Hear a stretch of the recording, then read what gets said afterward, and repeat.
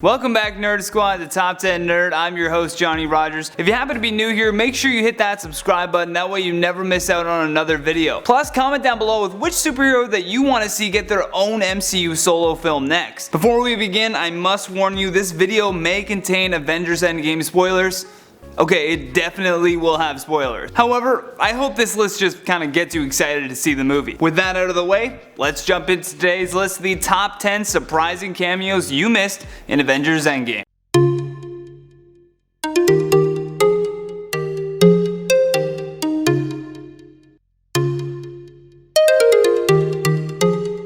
In at number 10, Community. Before the Russo brothers made their directorial MCU debut, they directed a number of episodes for Dan Harmon's hit show Community. Once the brothers joined the Marvel team, they would sprinkle actors from the show into the MCU. It's really fun to see and is recognized as sort of a hat tip to their roots. Endgame was no different. We had Ken Jeong making a surprise appearance as a storage locker security guard, which made the audience go insane. It was great to see. Following that, we had Yvette Nicole Brown, who you'll know as the super religious Shirley Bennett, making an appearance as a military employee, and they were surprising but delightful to see outside of the usual cameos that we expect. In at number 9, Harley Quinn. Only the hardcore Marvel fans will have recognized this surprising cameo. For those of you who don't really remember, in Iron Man 3 when Tony is stranded, he enlists the help of a young boy named Harley. During the funeral scene in Endgame, we see a ton of familiar faces mourning the loss of their leader, with a grown-up Harley making a brief standalone appearance in the background. Harley helped Tony with the severe PTSD that he was dealing with following the Battle of New York. It shows a young kid who Tony relates to a lot because of their distant fathers and obsession tinkering with technology. That's why this cameo was a major full circle for the Endgame. In at number 8, Ned. When Peter returns from the Soul World to assist in the final battle against Thanos, the audience applauded, cried, and cheered. An even more heartfelt moment is when the people who were once lost return to their friends and family. One of the more perfect moments is when Peter returns and locks eyes with his buddy Ned for the first time. It's a great cameo that underlines the importance of that friendship and also perfectly sets up the next Spider-Man movie, Far From Home. In at number 7, Joe Russo. There are not too many directors in Hollywood that get this involved in their movies, but the Russo brothers, Joe and Anthony, have been more intertwined than anyone. In both of the Captain America films they directed, the brothers make brief cameos, one as a doctor taking care of the Avengers, and the other as a psychiatrist who's killed by Helmut Zemo. For the Endgame, Joe Russo gets a much bigger cameo that surprised a lot of the audience. He appears in a scene as a man telling his story to a support group 5 years after the snap. It's led by Captain America and is meant to support those who survived the vanishing. Joe Russo's character talks about losing his partner,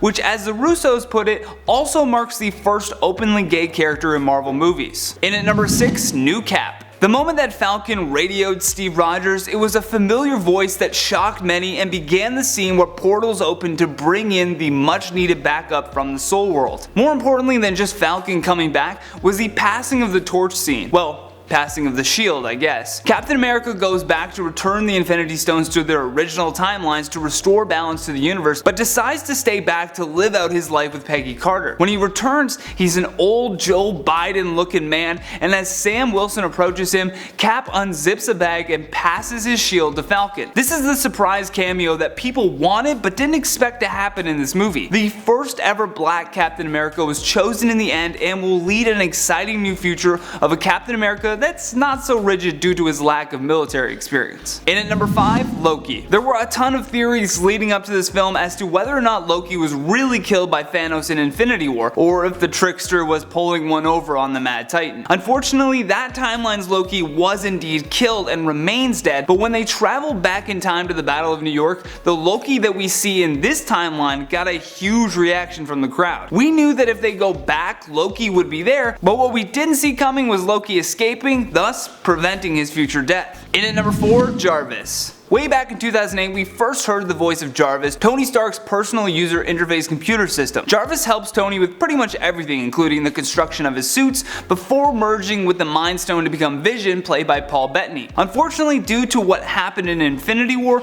we knew Paul wouldn't be back. However, to see actor James Darcy from Marvel's Agent Carter make an appearance was very surprising. When Tony and Cap go back in time, Tony doesn't just get to see the younger version of his father, but he also gets to meet his father's butler, Jarvis, Jarvis for the first time. When you hear the voice, you can just feel the influence that was taken and placed into that AI system. In at number 3, Rescue. In the time leading up to the Avengers Endgame, the actors did a very good job of keeping things under wraps. That is until we saw actor Gwyneth Paltrow donning the purple suit, making us excited to finally see the hero Rescue taking the big screen. There were subtle hints at it during the beginning of the film where Tony's daughter is wearing the helmet and he says, "Hey, that's your mom's," but then doesn't really think that Pepper wants it per se.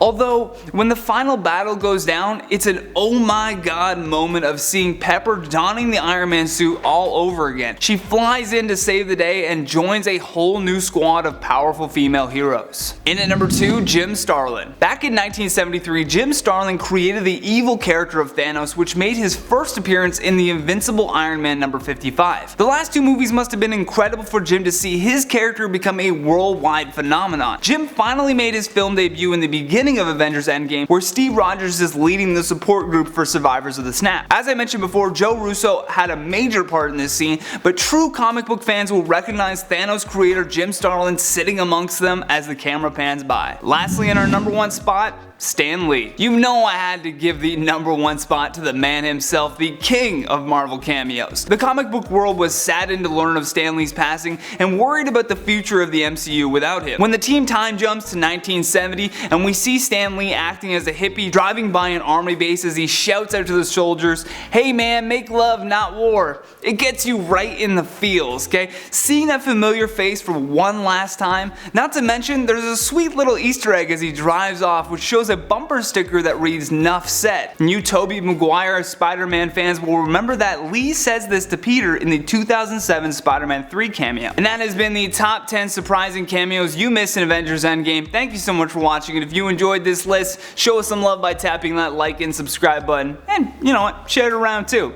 Plus, comment down below with your thoughts on this list, and for more videos like this one, just click that playlist on your screen. From Top 10 Nerd, I'm Johnny Rogers. Until next time, take care.